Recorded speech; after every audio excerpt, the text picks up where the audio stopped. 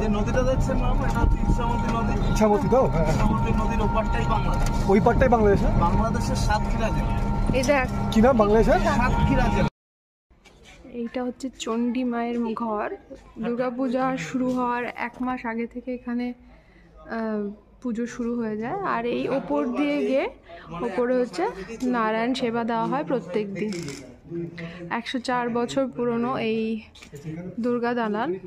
ঠাকুর ওইখানেই তৈরি হবে, ওই থানের উপরেই ঠাকুর তৈরি হবে, এক চালা ঠাকুর যেটা। এর ভিতরের কাঠগুলো সমস্ত কাঠই নষ্ট হয়ে গেছে। গুড়িটার যে কাঠগুলো সবই নষ্ট হয়ে গেছে। কাঠ কিন্তু নেই, গাছের ছাল কাটেই কিন্তু বেঁচে আছে গাছটা। ওর ভিতরে ইট বালি সিমেন্ট দিয়ে কংক্রিট করে দিয়েছে যাতে ঝড়ে না উল্টে পড়ে যায়। এখানেই ষষ্ঠীর বোধনটা হয়। হ্যাঁ, ওর ভিতরে পুরো ইট বালি সিমেন্ট, পুরোটাই ফাঁপা। গাছটা মরে গেছে কিন্তু ছাল কাটাই বেঁচে আছে গাছটা। পুরো কংক্রিট করে দেওয়া ওর ভিতরে ইট বালি সিমেন্ট দিয়ে। কত বছর পুরনো বেলনা? 250 থেকে 300 বছর।